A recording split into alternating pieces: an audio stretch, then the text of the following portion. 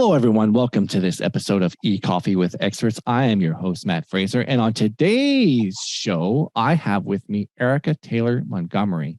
And we're going to be talking about how to blast your brand name out to millions without advertising.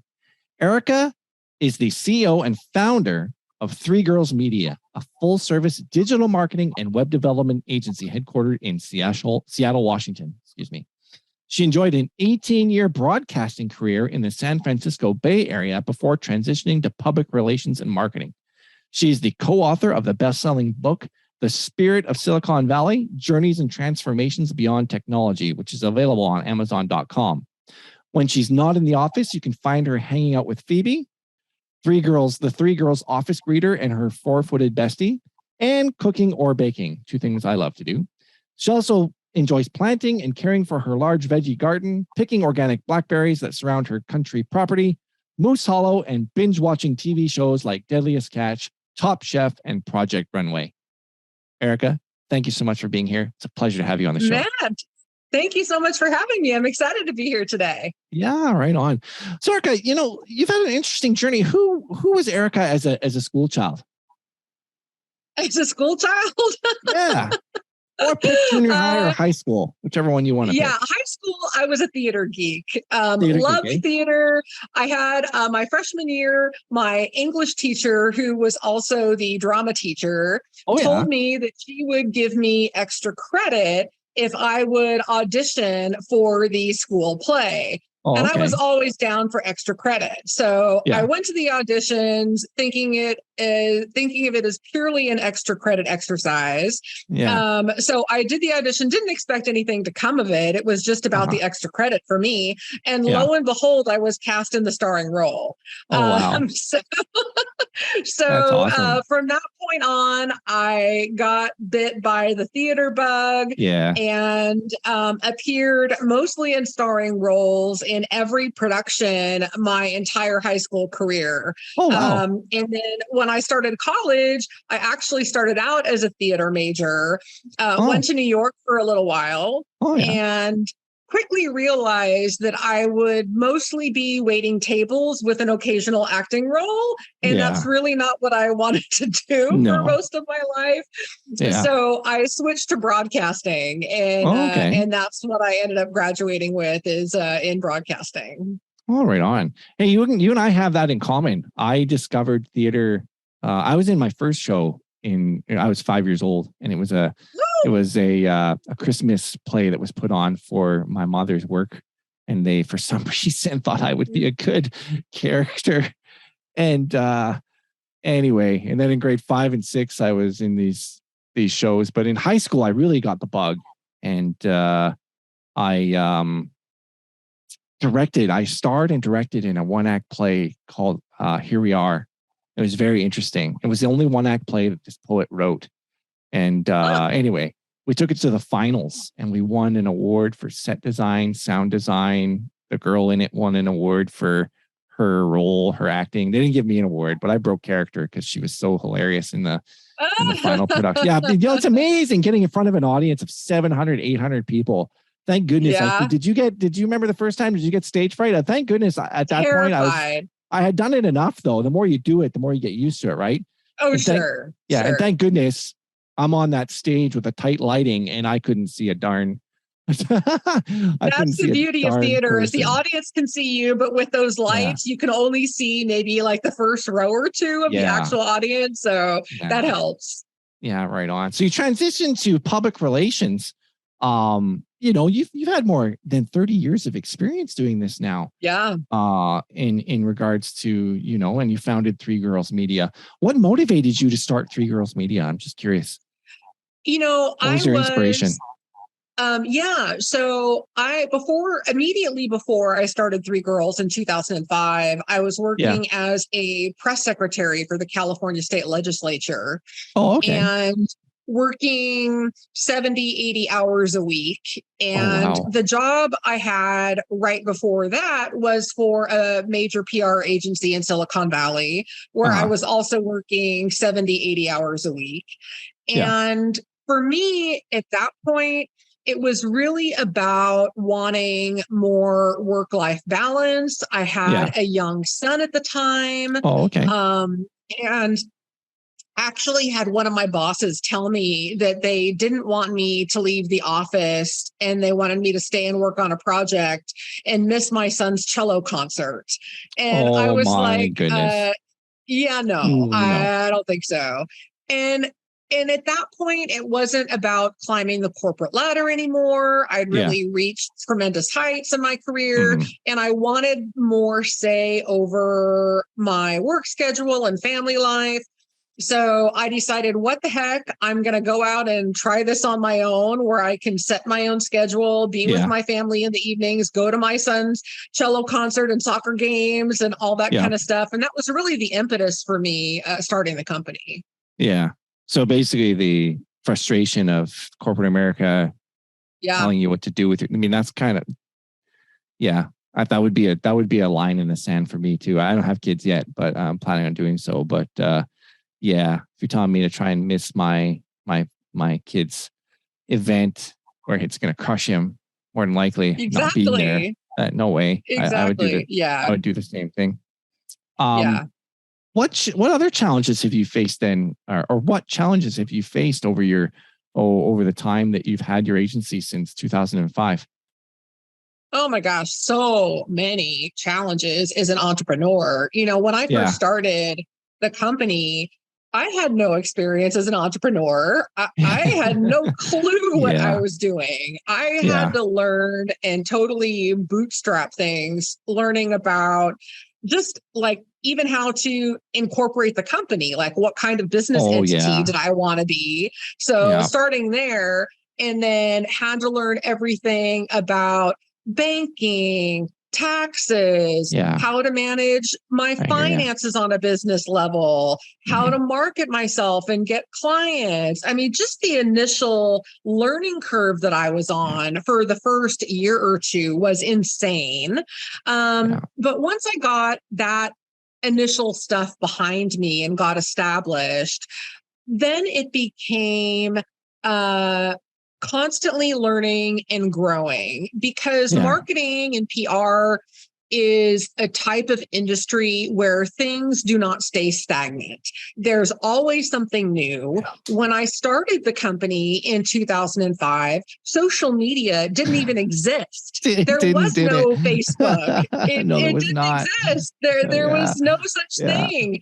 And so as things like Facebook came along and, Twitter and all the others, we really had to incorporate that into the services that we were providing our clients and figure out how businesses can use social media platforms to market themselves. I apologize. My dog is barking in the background. That's Phoebe, the office greeter. That's all right. Life working from home. What are you going to do, right? Absolutely. But I really had to incorporate those new kinds of services as they came along. We were hit by the recession in 2008 and lost the majority of our clients. So that was a real challenge. Oh, wow. I ended up having to restructure all of the services we offered, how we charged for our services. And it dramatically reshaped how we provided things and how we charge for things as a company. And those changes I made then serve us well today. So that was a big change on our end. Yeah. It's amazing, when you go and you start an agency, because I do have my own agency, although it's not active right now. The things you don't know, the things they don't teach you, the things you can't learn, like you talked about those things, incorporating a business, and how to know which type of entity to choose. Now I'm from Canada. So I know that the type of business that you incorporate, that you choose in the States has, from what I understand from my friends I've talked to, it does make a difference. Up here, whether I incorporate it, whether I call my name in, marketing geeks, I'm just making this up, by the way, whether I call my business Marketing Geeks Incorporated or Marketing Geeks Limited or whatever, it doesn't matter here in Canada. It's just, there's no legal difference, but from what I understand in the States, there's a huge legal difference. And different pros and cons to doing either or. Absolutely. There's major tax implications and definitely how you have to report things about your business. It's a big deal. Depending on which direction you go, right? Yeah, absolutely. I'm going to have to learn some of that because I am actually moving to the States. But anyway, so that being said, 2005 all the way to now, that's like 17, 18 years, maybe 17, almost 18. That's a considerable amount of time. How have you seen the web change the way businesses do marketing and public relations in your career? Yeah, websites alone have changed dramatically. Back in 2005, they were very rudimentary, often single page sites, just like a calling card kind of situation. They didn't look very good. They weren't dynamic. There was certainly no video incorporated. And now websites themselves have vastly grown into, sleek looking sites.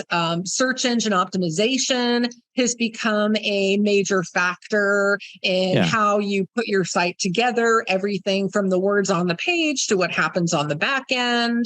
And so that just from a website perspective has changed. And then, of course, there's everything else that has come along with the internet, including social media advertising, digital advertising, things like Google Ads, Yahoo, Bing. All of these things are vastly different and are new in the last 20 years. Yeah, it's fascinating how much. I mean, like you said, I remember when Facebook came out, I joined Facebook in 2007. And I remember sitting behind my computer waiting to get my vanity URL for my Facebook profile and engaging with watching Darren Rouse talk about how he's going to get his and somebody robbed him. They took his Pro Blogger.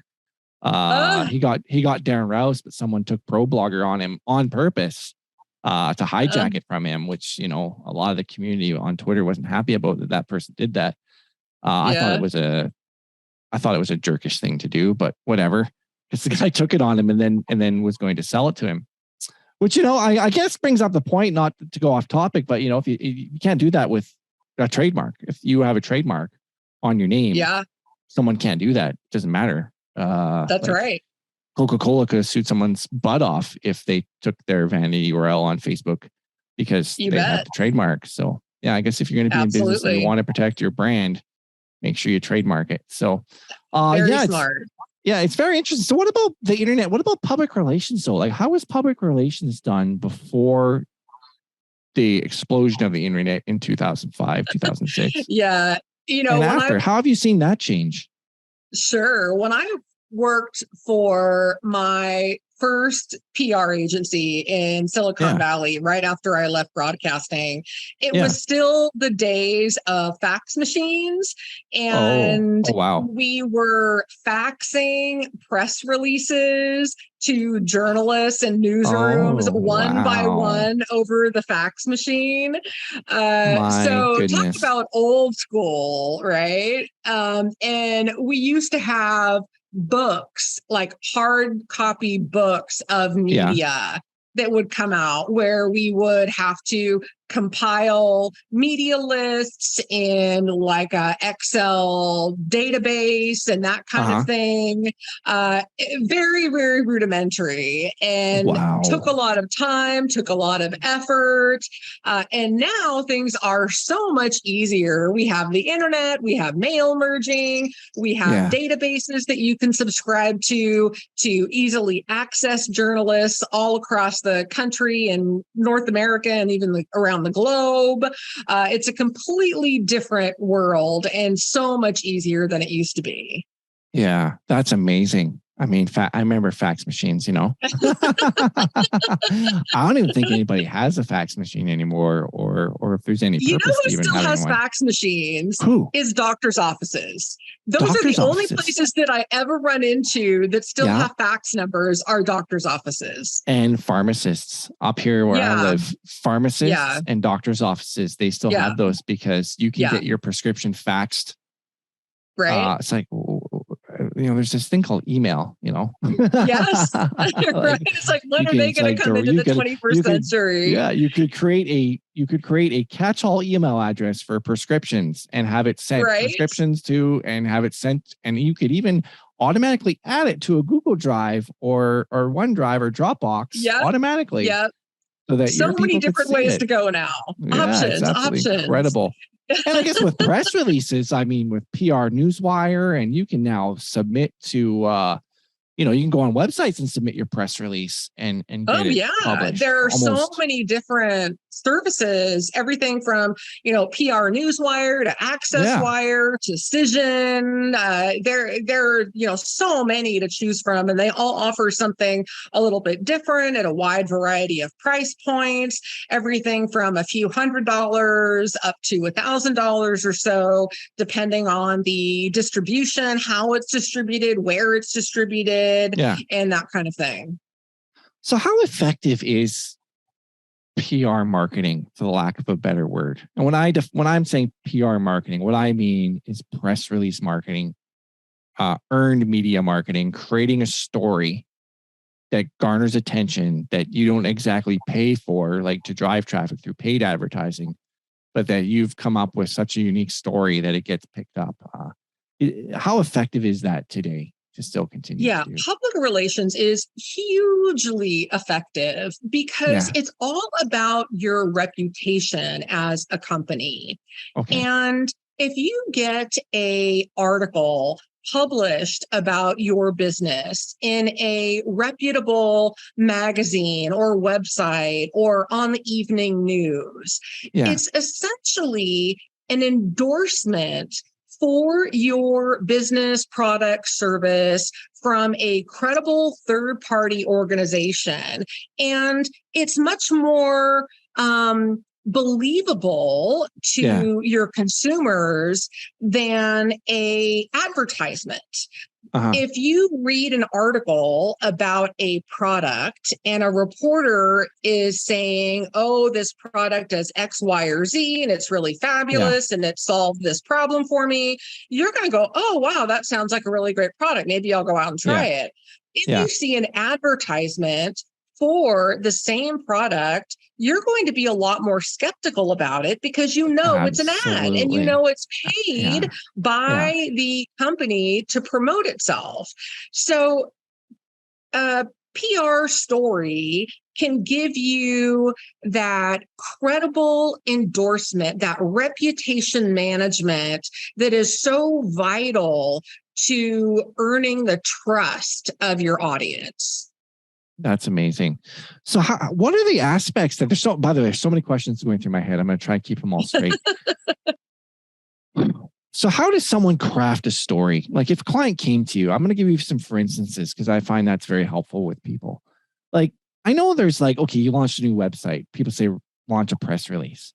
But how do you find a story where there is no story? Oh, for instance, let's say a new, how do you create a unique angle out of something? Like, let's say John Smith is launching a new renovation company. How would, what would be the story behind that to create something that actually gets some traction? Yeah. I think, first of all, you need to be realistic. Okay. There isn't a story everywhere, right? Okay. And the media is savvy. The media knows when there's really no story there. The media wants information that is unique, different, engaging, that's going to be exciting to their audience. And sometimes you just have to face the fact that there is not a story there. Launching a new website is not a story that the media is going to care about. Now, should you promote that? Absolutely, you should. But you should promote it on social media. You should promote it in your e-newsletter. You can, promote it to your networking groups and your elevator speech and those kinds of things. But it's not something you're going to issue a press release about or a media pitch and, it's going to be on the evening news, right? Okay. So you have to understand. My apologies. Unless there's something unique, about it, or unique in the way that the business has been formulated in a unique way, right? That there's so the key word you use is unique. It has to be something 100%. Unique. Like, for instance, Facebook would have made the news because Mark Zuckerberg launched a new website that transformed the way we engage with one another. So it can't just be, the same old. There has to be some kind of unique element, is what I'm hearing you say. That's the key. That's absolutely the key. If you're the first to do something and it's never been done before, that's a story. Whether it's a new product or a new type of website or a new type of social networking platform or whatever it may be, there's probably a story there.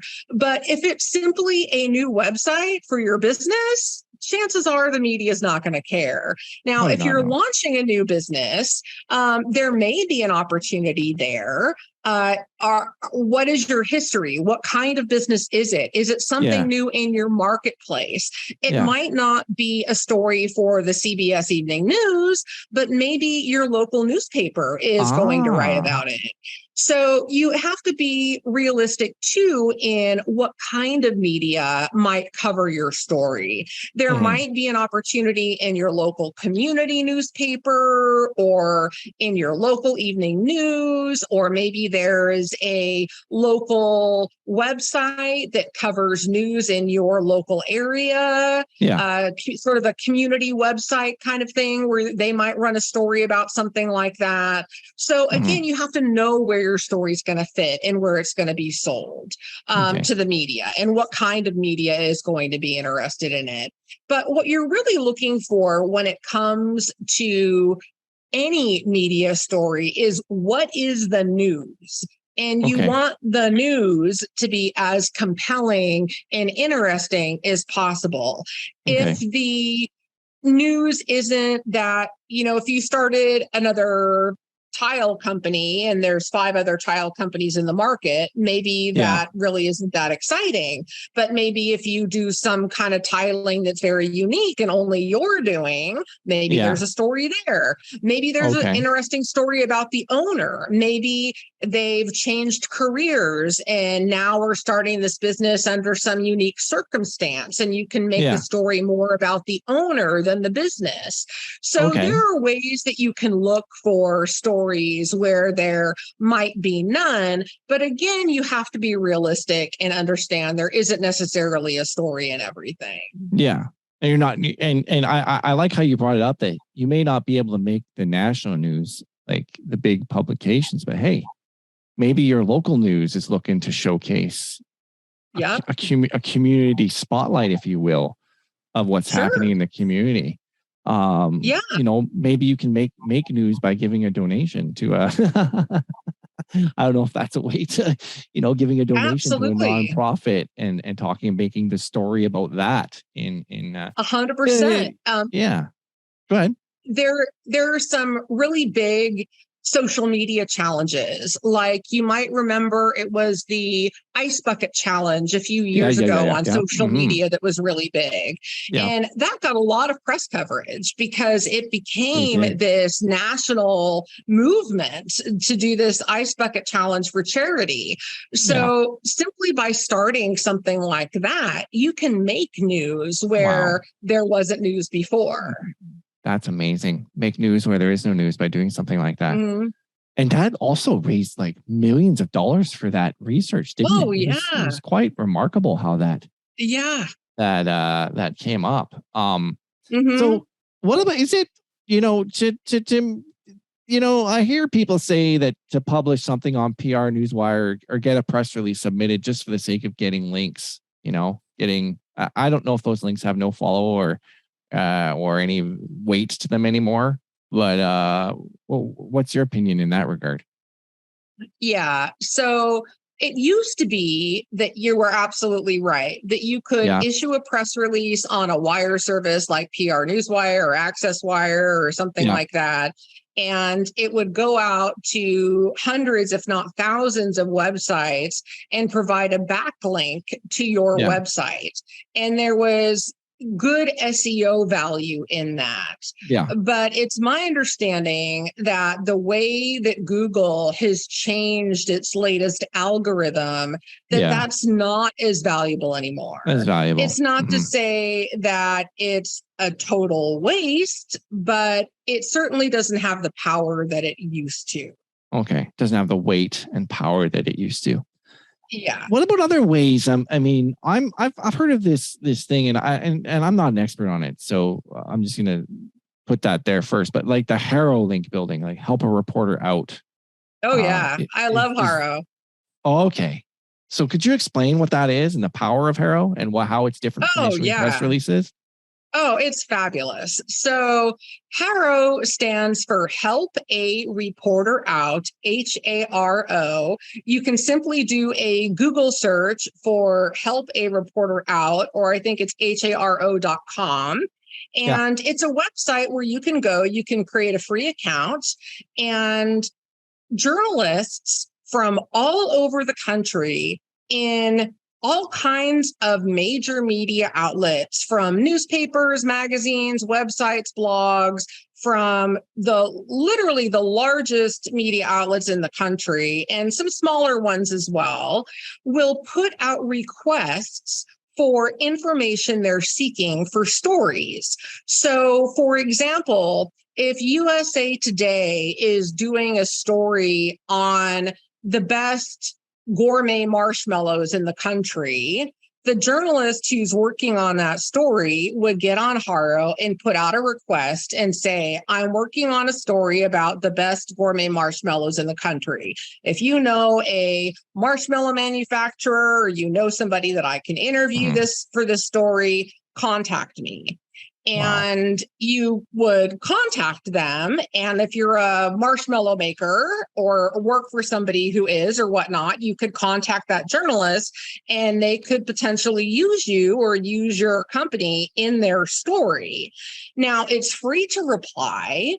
You can have updates sent to your email box 3 times a day. There's 3 issues of Haro that come out a day, one in the morning, one in the afternoon, and one in the evening. And there are literally dozens of requests in each issue that come to your email box. All you have to do is scan those quickly, see if there's any opportunity that you might be a good match for, and respond. It's a wonderful, easy way to know what journalists around the country are working for and very easily become a free resource and potentially get yourself some wonderful media coverage. Yeah, it's a really smart business model. The people who invented it, I mean, helpareporter.com, at least that's the site that I found. That's just for our listeners, helpareporter.com. Haro.com went to something. I have no idea what it is, but okay. Helpareporter.com. Helpareporter.com. Yeah. I don't even know who Cision is, but what a smart way they thought of to be able to connect reporters. Yeah. Cision actually bought Haro a few years ago. It was an independent site and it got snapped up by Cision. And Cision is actually something we should talk about because if you're wanting to get media coverage for your company, you need to know about companies like Cision. Now, Cision isn't the only one. They're the biggest in the country. And Cision they have several different components to their services, but one of the services they offer is a media database. You subscribe to their media database. We at 3 Girls Media subscribe to the North America database. So this gives us access to hundreds of thousands of journalists in North America, blogs, newspapers, magazines, websites, television, radio. So we can get into our Cision Media database and we can say, we want to find people who are writing about dinosaurs, for example. Sure. And and build a media list about people who write about dinosaurs. And then if we've got a story about dinosaurs, we can contact those journalists through Cision, send them emails. We get information on the people who are opening our emails, click-through rates, and all of that kind of stuff. So it's a wonderful way to get access to media. You get all of their information from their phone numbers, email addresses, the latest stories they've been working on. It's very comprehensive and it's updated all the time. What's the value of that and the difference between doing that and using Harrow, like helpareporterout.com? Well, sure. So helpareporter.com is going to be journalists that you know are working on a particular story at a particular time and are looking for resources. Oh, I understand already. Yeah. And with the media database, you would be building a custom media list of people who work on or, write about a certain beat in the media where you could reach out to them and pitch them your story. Now that's great that you just said that. What is the difference between a press release and a press pitch? Yeah, great question. I think a lot of people think that a press release is the only way to go to get media coverage. That used to be true about 20 years ago, but that is no longer the case. And I would say 9 times out of 10, you're going to be better off and get more traction with a press pitch than a press release.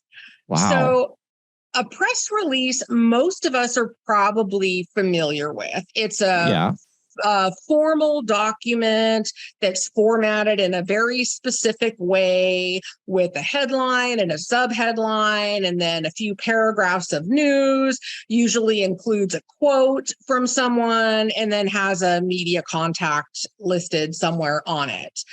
So a press release is good for certain circumstances, which I'll talk about in a couple minutes. But that's what a press release is.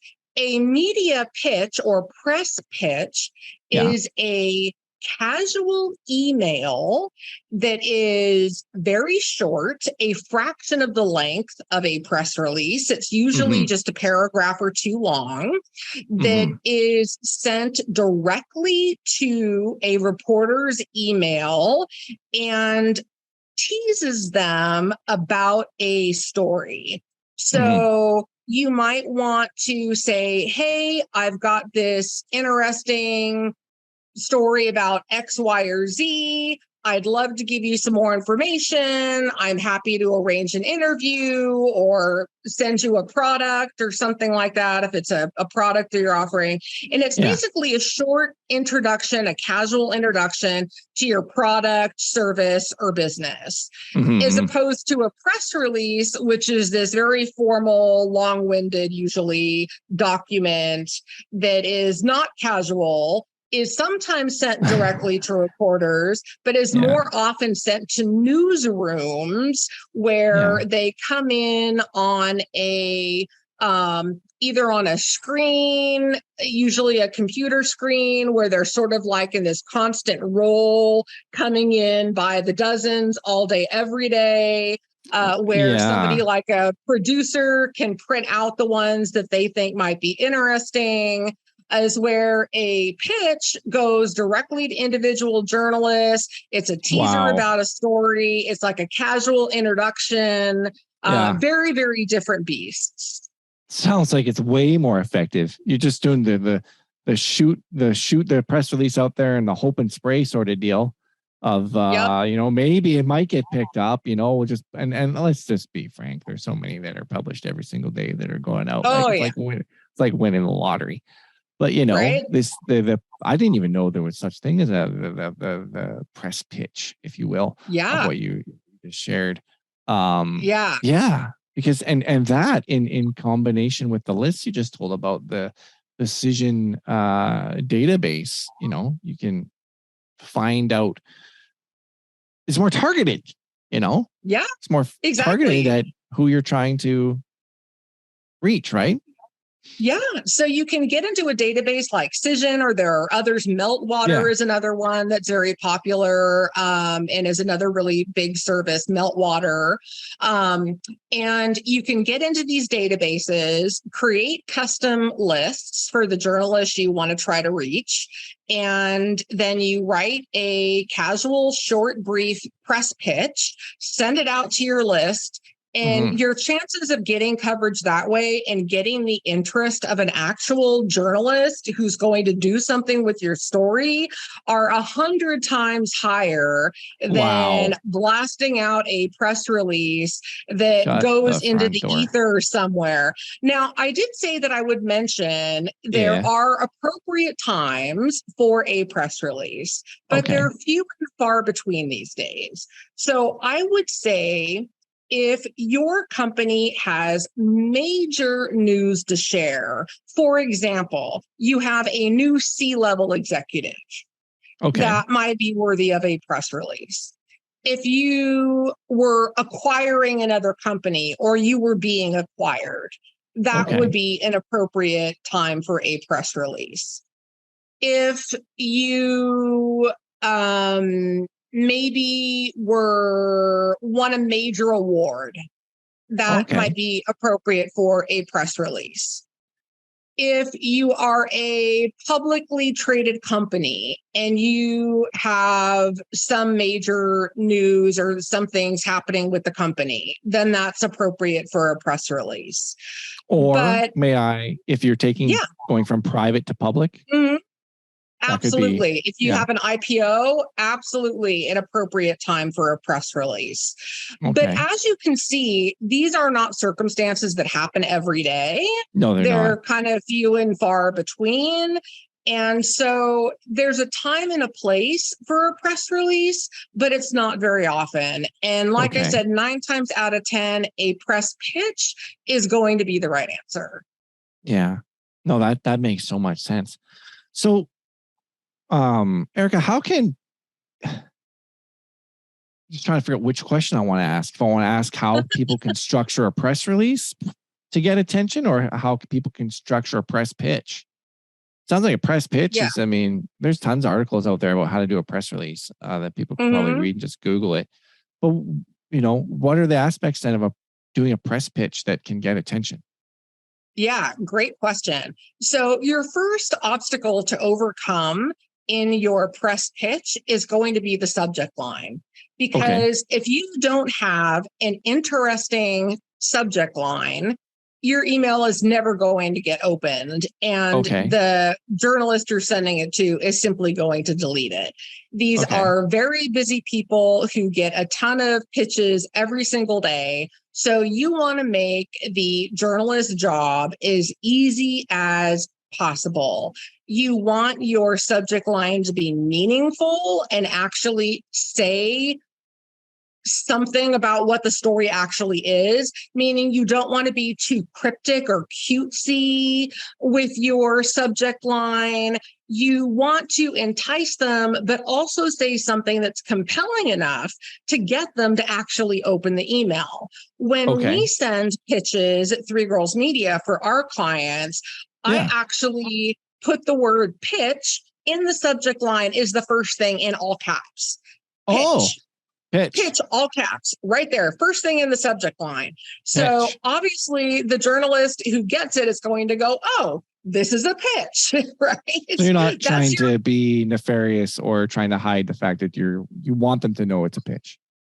Exactly. You want them to know it's a pitch because you want them to say, hey, this is something I might be interested in. Let me open it and check it out. So that's a little trick we use that really does great. So I'll actually, like I said, put pitch in all caps followed by a colon and then, a very brief subject line. You don't want to make it like 16 words, right? You want to keep it short to the point, but again, meaningful and something that's going to pique the curiosity of the journalist and let them think, I really need to open this. So that's number one. Number two, you want to address the journalist by name, and it's perfectly appropriate to use first names. You don't need to use Mr. or Mrs. or not in the subject line, actually in the body of the email. In the body, okay. So once the journalist opens the email, you should address them by name, dear Joe, dear Susie, dear Jane, whatever. So you can take that casual approach. And then in the very first sentence or two of that pitch, you need to explain what the story is. Don't bury your lead, right? You need to not waste the journalist's time. Be candid, be right up front, tell them what it is they want to know. Again, these people are very busy. They don't have a lot of time. Get to the meat of the story. Don't try to be cutesy or fluffy or beat around the bush. It's only going to tick them off. As a former journalist, I can tell you this from firsthand experience. So just get right to the point. Tell them what the story is and see if they're interested. I was just saying, if you've discovered the cure to cancer, tell them. Exactly. And then you can spend maybe the second paragraph giving them some supporting information.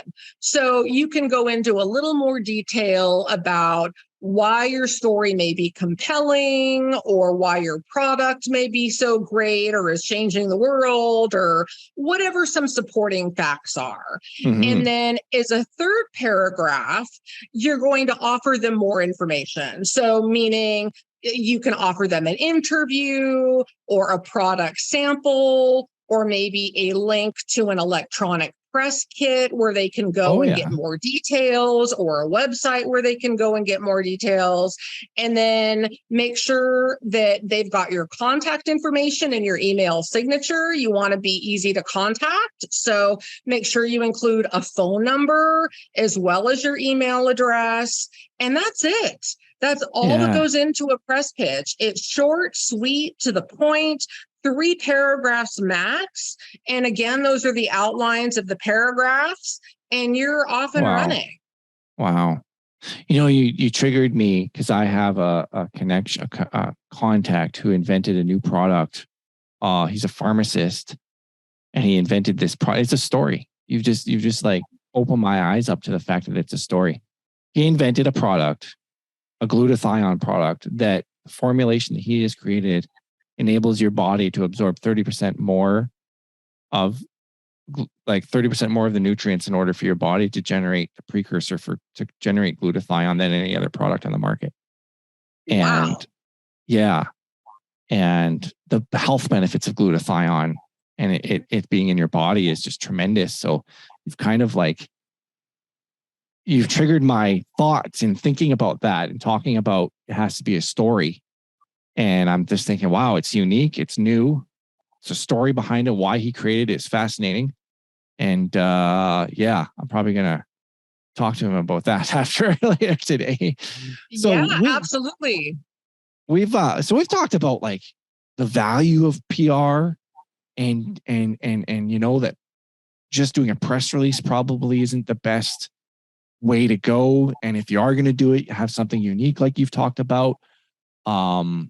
You've talked about, maybe the next level being the Help a Reporter Out website, as well as, obviously contacting an agency such as yourself to get to that database, to be able to craft a press release and connect with those reporters to also, doing the pitch and doing a press pitch is going to get you way more traction and probably give you a better return on investment of your time. Oh, yeah. Because time is money rather than just putting something out there and hoping it's going to get picked up. That is just fascinating. Is there any other questions that I have not asked, which I should have asked you? Because I know we've covered quite a bit. Yeah, maybe not a question I could think of, but there's a resource that I can provide. I would love for you to provide. If your audience would like to learn more about the differences between press pitch and a press release, how to pitch the media, how to craft a good press release. We have some articles on our blog at threegirlsmedia.com that are written specifically about that. And our website, again, is threegirlsmedia.com. It's the word three, all spelled out, girlsmedia.com. We have a little search magnifying glass in the top right-hand corner of our website. And all you have to do is type in something like pitch versus press release, and those articles will come up. We've written, like I said, specifically on these topics. And there's a wealth of information there on those topics, as well as anything else you could imagine related to digital marketing, branding, graphic design, website design and build, PR, social media. So, we're a wonderful free resource for information about anything related to marketing. That's awesome. Thank you so much for sharing that. I just typed that in and found some great stuff. Exactly what you're talking about in regards to, all you have to do is type in pitch versus press release and you'll get some great information.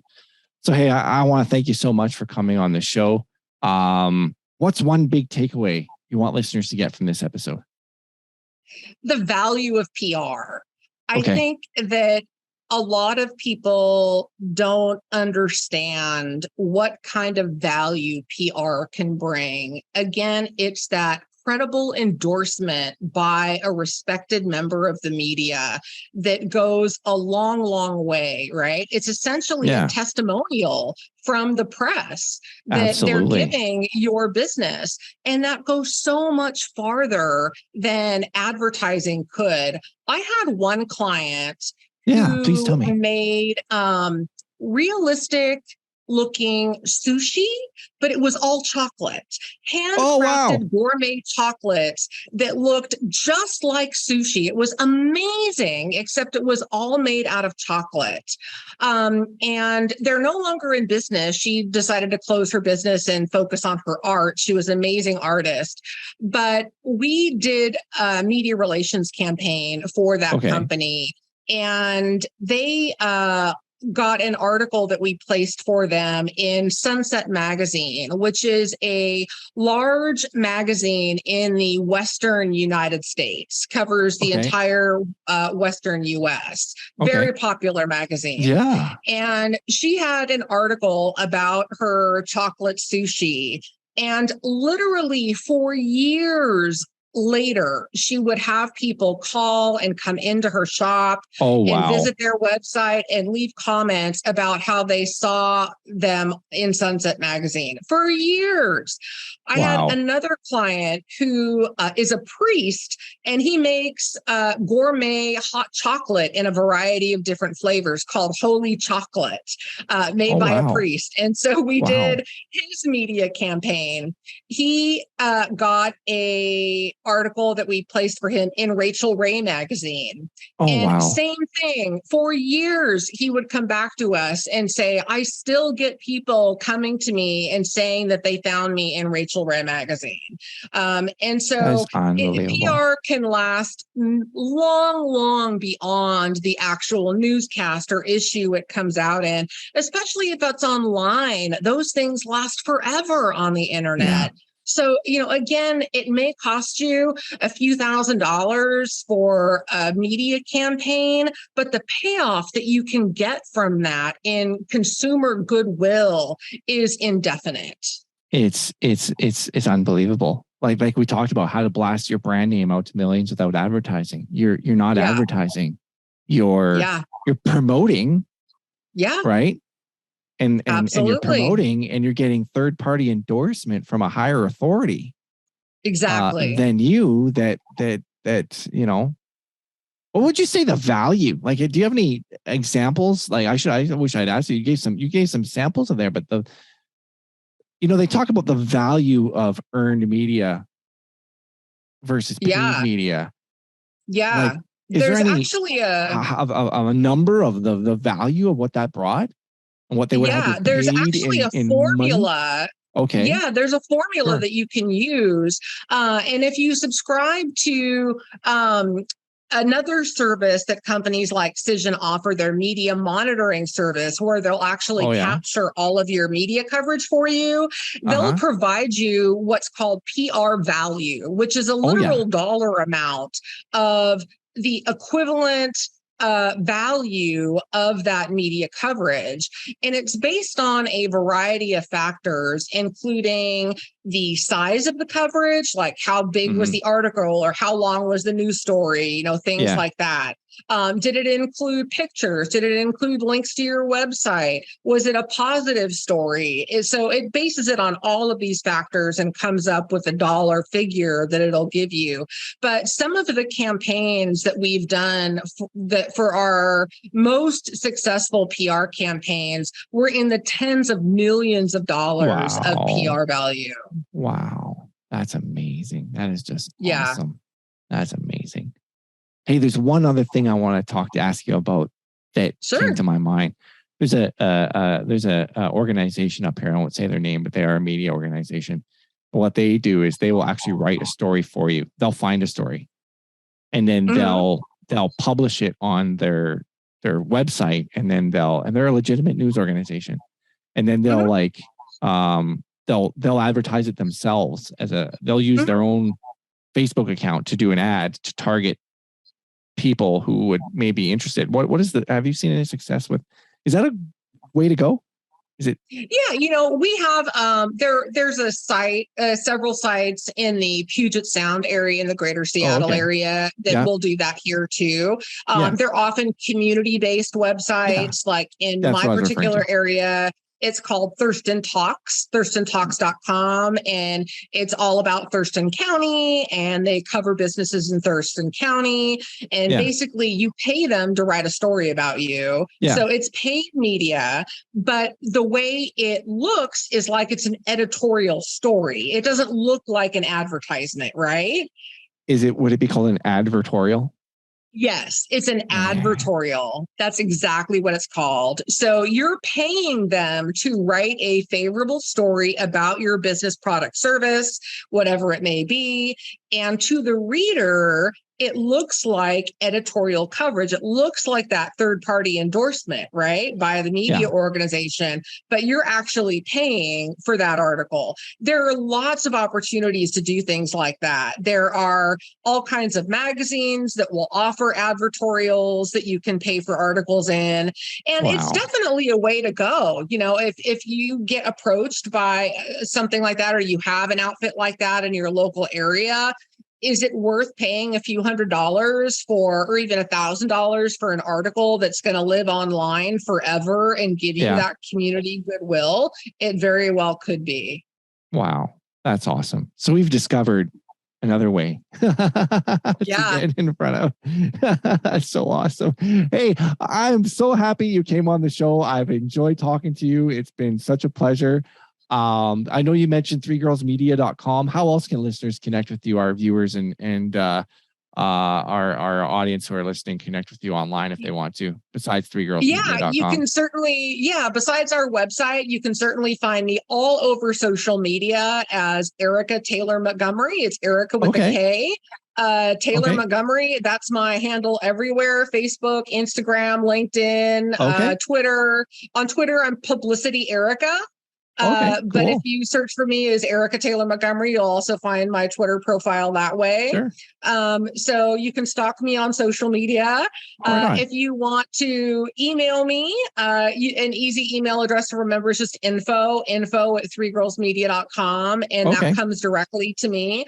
I love to say that I'm full of free advice, right? I'm full of free advice. So I do offer a complimentary 30-minute consultation where we can set up a Zoom meeting or a phone call and talk about, each person's specific marketing needs, their media relations needs. And we can talk about your specific instance and scenario. And if nothing else, I can give you free advice. If you're interested in more, we can certainly put together a customized proposal for you. Sure. Yeah, I appreciate that. And again, thank you so much for being on the show. We'll make sure to put your contact information in the show notes. And it's been a pleasure having you here. My pleasure, Matt. Thanks so much for the opportunity. You have a wonderful day. You too.